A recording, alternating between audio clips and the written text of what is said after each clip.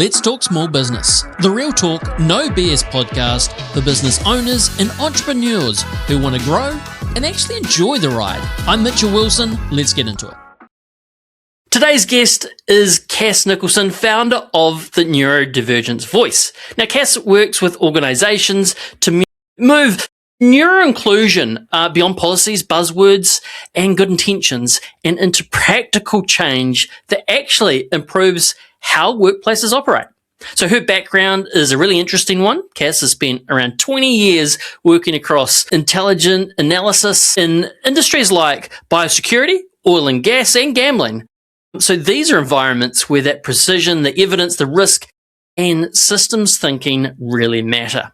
So Cass also brings lived experience as a late diagnosed ADHD professional, which gives her a unique perspective on the gap between what businesses say about inclusion and what actually is happening in the day-to-day teams. So what I like about Cass's work is that she does not frame neuroinclusion as a nice HR initiative. It's really about a business issue. It affects communication, performance, and ultimately whether people can do their best work.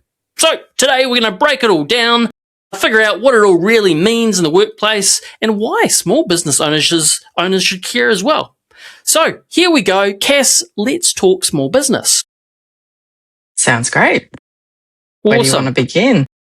Well, let's take that word, neurodivergence. Okay? Just for those listening, those that I guess have it, understand exactly what it is, but maybe for those that don't exactly know what it could be, let's bring awareness to what that actually is.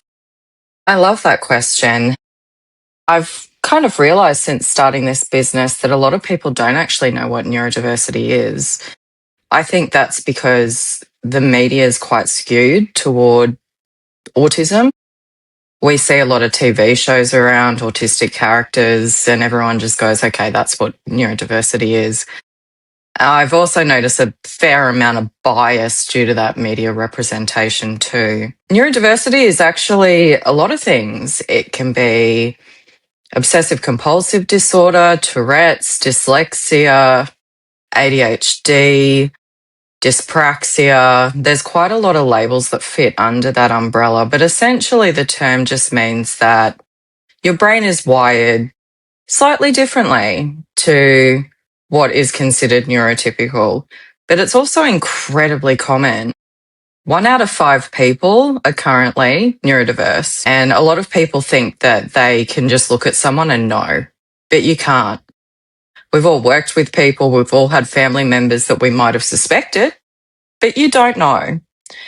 And it's just incredibly common, and researchers are suggesting that by 2040, 20% of the population will be neurodivergent. 40% actually, that's going up. Yeah. Now, when we talk about it in terms, there's always a spectrum, isn't there? So it can be sort of very mild to very heavy. And when we kind of probably think about it, we think about this end. But on that lighter side, can that sort of have actual effects in the workplace, do you believe? Yeah, absolutely. I think a lot of people are high functioning, but that comes with a cost where masking occurs, where people make great efforts to appear to be normal or what is considered normal. And then, you do have people who have higher needs or might be considered low functioning. And there can be stigma and ostracization associated with that too. Okay. So your job, your new business that you've got here, what's the key and what's it trying to solve? What is the problem here? Yeah, so it actually started from my own personal experience. So at the age of 39, I was diagnosed with ADHD. I was in a corporate job that was slowly managing me out because I didn't fit in the box the way that they perhaps wanted me to. And I think I was also a bit too honest. To be fair, I was just really direct about things that I saw as problems and I called them out. And I did see a massive gap between what HR or people and culture leaders say and what culture they're attempting to portray versus reality. in that particular organization, one of their slogans was bring your authentic self to work. So I would, and they'd be like, oh no, yuck, not like that. Go back. Be quiet. Shut up. Sit in your corner. And I acknowledge in that there's a massive gap between what perception organizations have versus the reality that's lived on the ground. And a lot of that, I believe, comes down to communication. And I think in a world where diversity is prevalent, I'm not saying everyone is for every workplace because that's impossible. But I am saying that there can be adjustments made and reasonable, not even expensive things to accommodate for different ways of processing in the workplace. I think we need to move more toward understanding that everyone works differently and that's okay. You've mentioned that you're like diagnosed ADHD professional. Like, what did this diagnosis help you understand about your work or your performance? A great question. It was a life-changing situation. I honestly spent my entire career thinking, do people think I'm stupid? Or do they think I'm being manipulative because I'm not functioning or reading between the lines like everybody else was? And I definitely was never good at the political game. But then on the flip side of that, my hyper focus and some of the things that I've managed to achieve in particular roles was just profound. Like the way that I worked in one particular job, I look back now, I can't even believe I did it, to be honest. I don't have that sort of energy anymore. But yeah, the way that I could tackle things and see outside the box and see gaps other people miss. And I still have those moments now where I'm like, the solution's so obvious, just do blah. And everyone else is like, why didn't we see that? But it also explained to me why I work the way I do. I describe it as being a sprinter, not a marathon runner. Mm-hmm. So I can smash out a heap of work, have like 2-3 crazy productive days, but then I'm going to crash. Like I'm burnt out. And that's just how my battery works.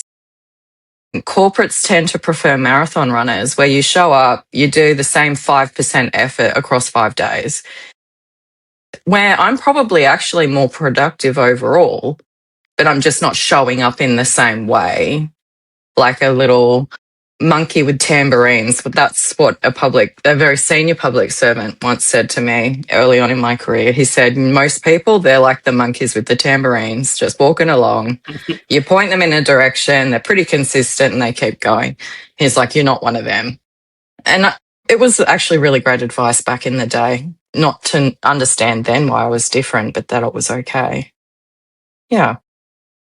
Okay, so neurodivergence, we can use that word, but in the same sentence, I can kind of feel that people would also think that that word always aligns with disability. What do you say about that? Do you feel like it is a disability or not? I think that's where, as you said earlier, the spectrum, it comes in. So my understanding, and I'm not a medical professional by any means, is if you consider it a disability, it depends on how much it impacts you. So some people are severely impacted by their diagnosis and other people aren't.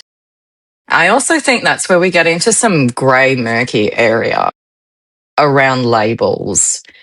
And I've had a few discussions with people. It's been quite interesting because you have this cohort of adults who are now being diagnosed. And I'll just say anyone who's over 25, especially the later on in life they get their diagnosis, the more of a capacity they have to reflect on how they've masked what they've achieved, how they've done it, versus the younger generation who are being diagnosed earlier. And then that offers an opportunity to have what I would suggest as self-limiting beliefs. I can't do that because of my autism. I can't do that because of my ADHD. So it's a really grey area.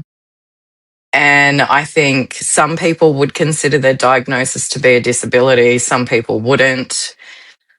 I'd have to leave that kind of label, I guess, up to the individual and their medical practitioners. It's, yeah, Because it's a in tricky saying one. that, in the opposite sentence, in some cases, it can be a superpower. You may not get affected as much by rejection.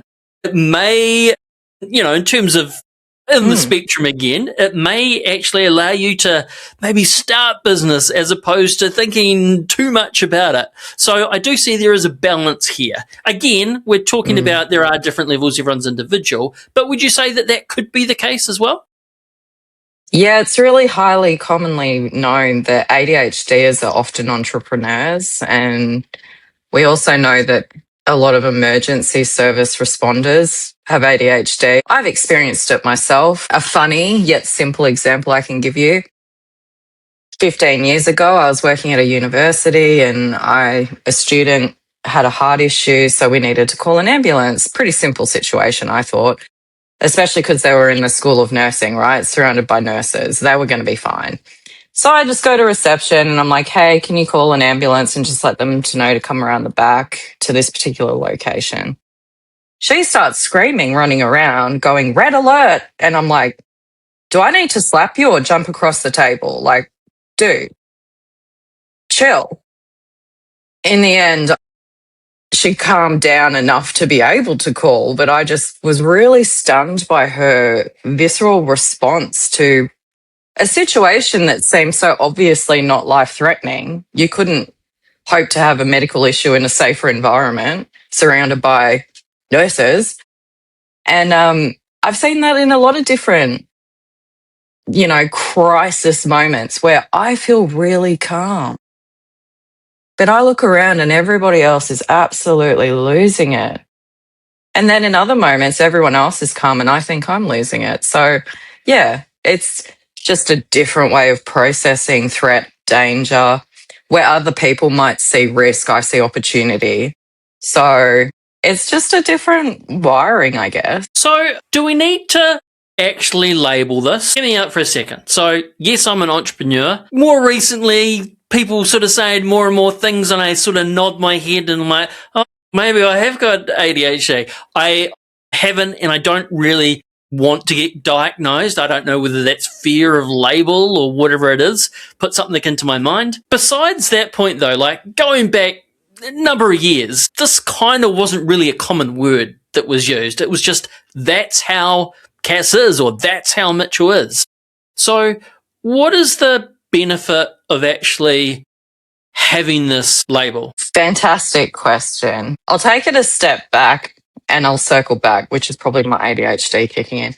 I just do want to say to begin with, in an ideal world, everyone would have a therapist. Okay? I think everyone should have a therapist. But to circle back to getting a diagnosis, it can help you understand your quirkiness. I was always labeled as quirky, different, unusual, weird, whatever. It explained the bullying I experienced. It also helped me with the diagnosis. You can kind of reframe everything. And instead of feeling like you're a square peg trying to shove yourself into a round hole, you just go, well, where's the square hole? Where are my people? Where you can laugh at the absurdity of how you do this, that, and the other, and you can relate. And you can, as part of it, you don't just, ideally, you don't just get a diagnosis and off you trot. You get therapy, right? You look at your triggers, your reactions, you look at coping skills. You can also explore the opportunity of medication. For me personally, that's been life-changing. Life used to feel like it was a roller coaster. Now it feels like I'm on a occasionally bumpy, gravelly road, right? But the highs and the lows are nowhere near as extreme. My focus and my ability to do things is vastly different compared to prior when I was not medicated. An example I shared with my therapist, which made her burst out laughing. I said to her, I can't believe I changed my bed sheets in only 10 minutes because it's a task I hate doing. Hate it so much. And I used to spend 3 hours internally arguing with myself about how long it was going to take, why it should be done, then I get distracted, do something else. And sometimes I just stand there and stare at the bed angrily because it's just not something I wanted to do. And she laughed and she said, well, that's kind of how we know the medication's working. Like, yeah, you've got it. You've got the ADHD and now your brain is getting what it needs. And ADHD specifically just means a lack of dopamine and a lack of serotonin. So we're chronically low in mood and seeking those things that give us a good mood. So obviously we don't want to do things that we don't want to do. And for me, that was changing bed sheets. Okay. So when we're in the corporate world, and I know that's a lot of your background, there are these HR departments. And right or wrong, however they handle them, yep, this is something totally down their alley. What about for those small businesses that don't have the HR department? Now they're having to deal with all this kind of HR stuff themselves. Like, for those business owners who may not fully understand, what should they be looking out for? How should they be working with this kind of situation? Sure, that's a fabulous question. So I've been going to lots of networking events, and I would say rely on your network because there are so many small businesses that lean on each other when it comes to HR questions. Another term I've heard is if you're concerned that there's a leadership problem, assume that it's you, not the employee. I thought that was some pretty interesting advice.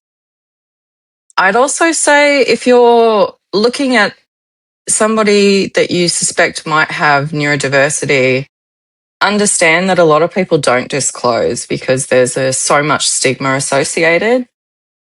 Personally, I would also suggest people should do some research. Studies have shown that people with autism are far more loyal. They're chronically underemployed by like 60% to 80%.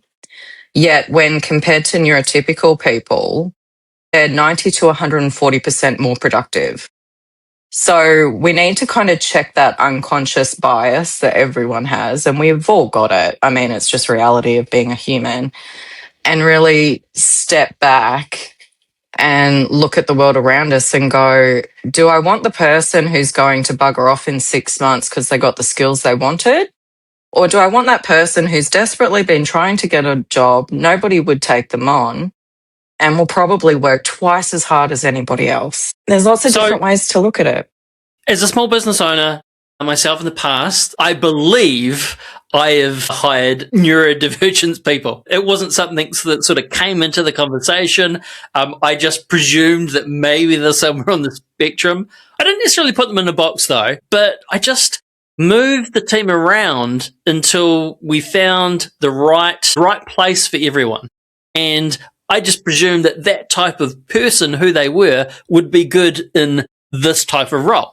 Which it was, and it was all happy days. But I guess I didn't really overthink about that difference, just them as a person rather than the label. Is there something I should have maybe done differently, or should have I actually asked the question to that particular person as to maybe how best to deal with them? I'm not sure. Give me some clues here. Well, firstly, that sounds like a very emotionally intelligent approach you had. So kudos to you. Personally, where I see the gap between the unsaid and the said is communication. My personal opinion is 99% of us are really bad communicators. Fact.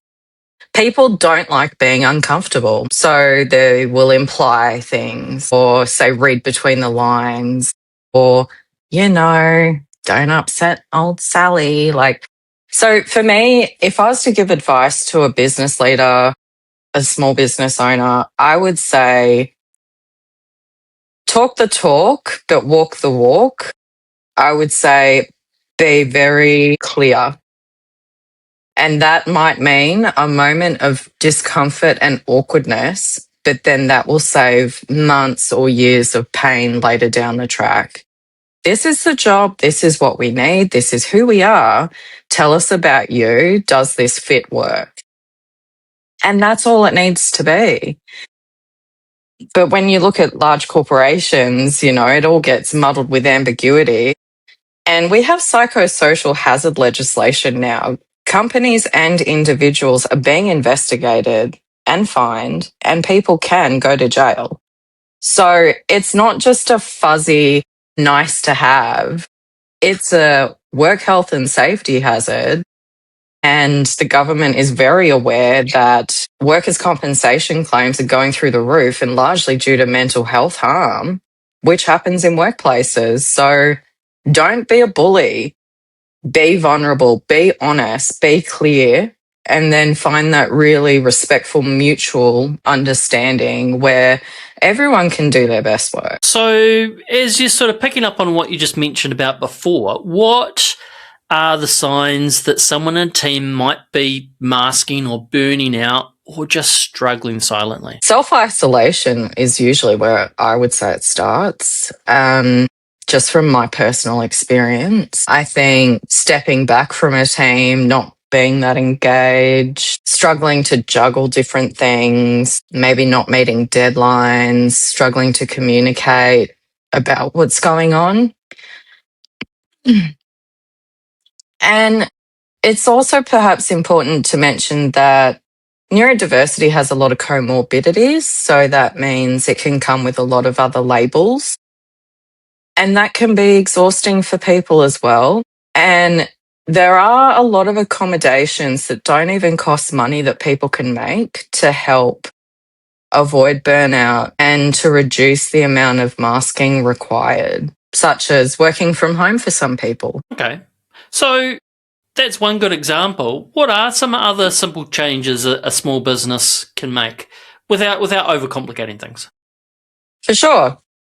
I'd start with noise cancelling headphones. Love them. Love them. Took me years to get a set. And then when I did, I was like, wow. Lighting.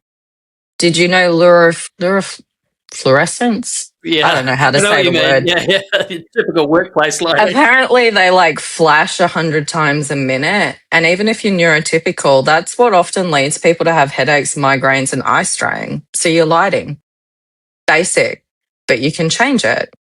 Having a quiet room so everybody else doesn't have to hear somebody go meow, meow, meow, meow, meow when they're in a meeting. Like, I have a tendency to speak louder when I've got headphones in. I'm sure, and I've heard other people, you think, mate, you're yelling. Like, what? Chuck them in a room. There are so many different opportunities. Like, if you work in hospitality, it might be assessing what that person's overstimulation might look like and finding a reasonable accommodation around that, because everyone's needs are different. For me personally, I've come to identify I'm most productive in a hybrid environment. I love being in the office and talking to people and engaging because I'm an extrovert, but I'm so productive when I'm at home because I'm not masking. I'm with my animals. That feels like my safe space. And I'm not being hypervigilant because there's no one here except for my dog and my parrot. So it just depends on the person, but there are lots of reasonable adjustments that you can make depending on the situation, the business that you're in. It can even just be hours of work. I'm a night owl. So if you want me there at 6 a.m., yeah, I'll be there, but I'll be cranky, sleep deprived, and very unproductive. So some people love mornings, and it's like, great, come in and do your best work. You can leave early, do your thing. I mean, the problem I see in modern work culture is we're operating off that 1950s model, 9 to 5, come in, go home. Everything has to be black and white. And the world's changed. Technology has revolutionized where we're at and still continues to do so. The fact that we even have working hours, I think, is stupid, because ideally, unless you're in hospitality, which obviously requires working hours, ideally you'd have productivity targets. This is what you need to get done by the end of the week. I don't care when you do it. Just get it done. And if you didn't get it done, let's talk about why and what needs to change. If that means you work 2 days, 12 hours a day, and you can get it done in that time, great. Do whatever you want for the rest of the week. Some people would work that around their kids. Some people would work that around different activities. I mean, I would like to see more workplaces working like. Look, I like what you're saying. And there are some things here that I believe totally workplaces should do in terms of, hey, if it's possible, then yeah, work your own hours. However, in some of the things you're saying, for instance, like, hey, noise cancelling headphones and stuff, there's got to be some kind of responsibility from the employee as well, because should they be stepping up and speaking to the employers about this? There's got to be probably not all the balance on the employer. Am I right or not? Absolutely. I think it's 50-50. You don't just, I'm not encouraging anyone to just walk into work and go, you know what, guys, I'm autistic, so I don't have to do shit. No, that's not what I'm saying.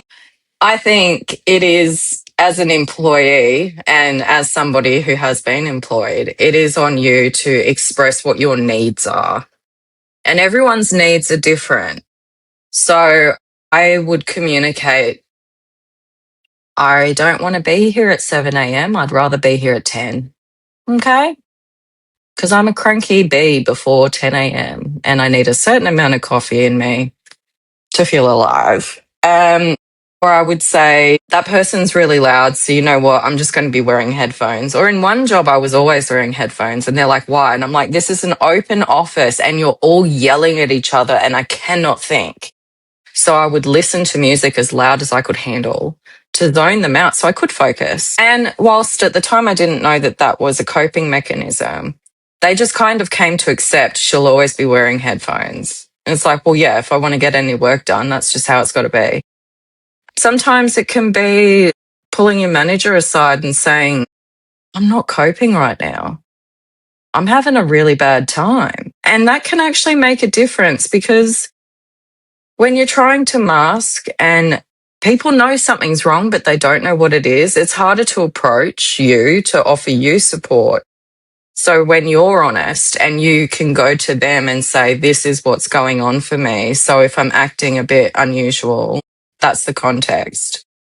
In the same way that you would tell your employer, my mum just passed. So you're going to understand, you're not going to be all chipper, right? Well, you can also do that from explaining where you're at with any label you've been given. We all have our ups and our downs. And ideally, you would feel comfortable to have that conversation.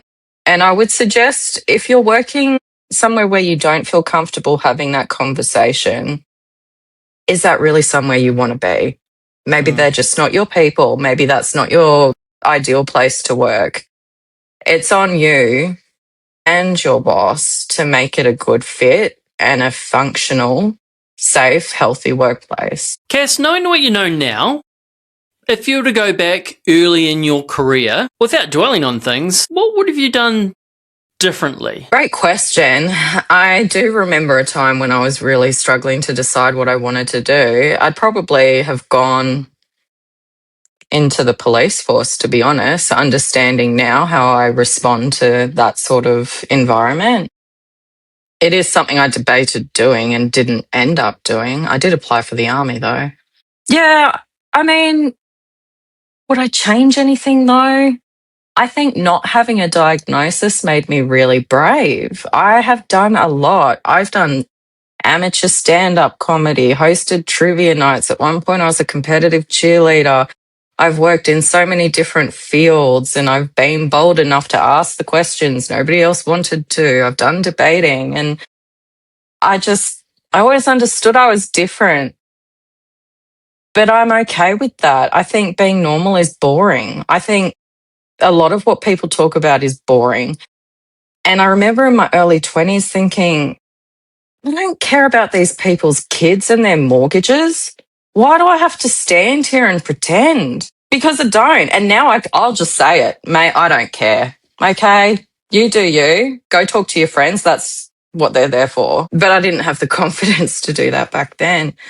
I just think, I don't know that I would change a lot. I think dwelling on the past is not very helpful, because that's not where we're headed. Okay, the Neurodivergence Voice. This is your new business journey that you're on, And no doubt you'll find the roller coaster ride in life is very apparent to the roller coaster ride in business. How do you best help people with your offering? Yeah, so I want to work with businesses to help them build their great communication, have that really healthy, balanced approach where everyone can do their best work and identify often what is in your workplace, your superpowers that you're probably not leveraging. And when you understand how different people work and what motivates them, you can perhaps identify you might have amazing people doing the wrong kind of roles. And just a quick shuffle, as you said you've done in the past, can really take you from great to crazy productive. I also work with individuals. I provide digital courses. I've got one that I've released and some more that I'm working on to help support adults with their diagnoses.